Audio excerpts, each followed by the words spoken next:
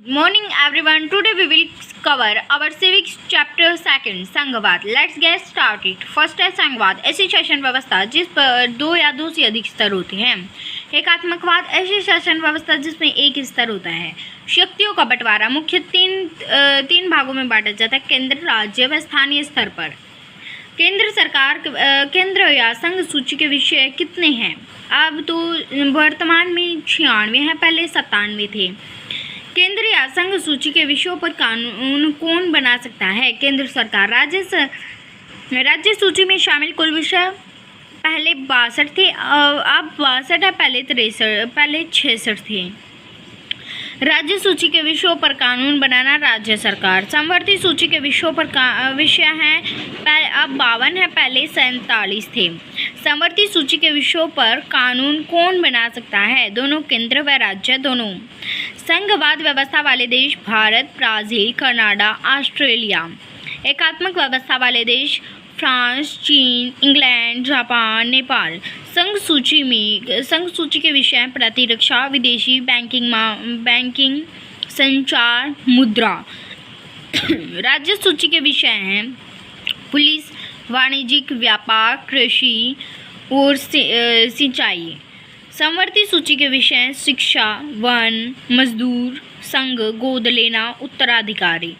कुल विषय हैं 3. भारत में राज्यों का पुनर्गठन 1956 में पारित हुआ था ये कानून. भारत में भाषा के आधार पर बना पहला राज्य आंध्र प्रदेश. हरियाणा की स्थापना 1 नवंबर 1966 में भाषा के आधार पर हुई थी. आधिकारिक क्षेत्र कौन से क्षेत्र होते हैं? ऐसा दायरा जिस पर किसी का वैधानिक अधिकार होता है. भारत में कुल कितने राज्य हैं? 28 राज्य हैं. भारत में कुल कितने केंद्र शासित प्रदेश हैं? 9 केंद्र शासित प्रदेश हैं. तिरवासन संशोधित पारित कब हुआ था? 1992 में. भारत में त्रिस्तरीय व्यवस्था लागू कब हुई थी? 1992 में. संविधान के 8वीं अनुसूची में कुल कितनी भाषाओं को मान्यता प्राप्त है? 22. भारत की राजभाषा कौन सी है? हिंदी. क्षेत्र के आधार पर 3 राज्यों का पुनर्गठन, उत्तराखंड, छत्तीसगढ़ और झारखंड. पंचायती राज अधिनियम कब पारित हुआ? 1993 में. पंचायती राज ग्रामीण क्षेत्र में स्थानीय स्वशासन की एक व्यवस्था है. ग्राम सभा गांव के वयस्क और बुजुर्ग लोगों की सभा होती है. सरपंच ग्राम सभा का मुखिया होता है. सरपंच या पंचायत का कार्यकाल कितना होता है? 5 वर्ष. पंचायत समिति खंड स्तर पर स्थानीय व्यवस्था की इकाई होती है. जिला परिषद जिला के प्रशासन की एक इकाई होती है. ग्राम पंचायत का अध्यक्ष सरपंच होता है. ग्राम पंचायत के सदस्य की आयु कितनी होती है? 21 वर्ष होती है. पंचायत समिति के पदेन सदस्य कौन कौन से होते हैं? एसडीएम और बीडीओ.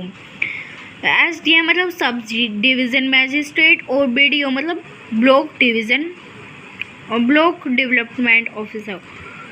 अब तेलंगाना राज्य का गठबंधन एवं निर्माण 2014 में हुआ था.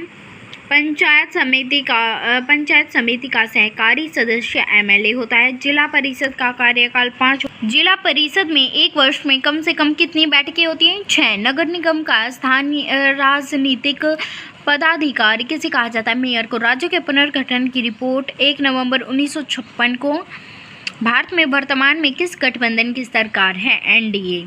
और ये याद रखना कि सरकारें 5 वर्ष के लिए होती है, इसलिए 5 वर्ष से वर्तमान में 5 वर्ष तक एनडीए की ही सरकार रहेगी.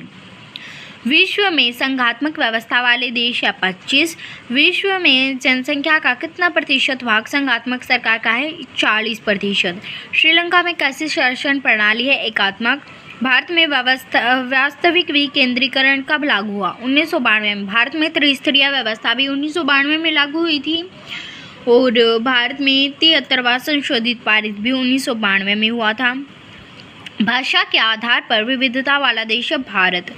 भारत में परमाणु परीक्षण पोखरण के राजस्थान के पोखरण में हुआ था. अंग्रेजी भाषा को सरकारी कामकाजी भाषा समाप्त का दर्जा दिया गया था 1962 में.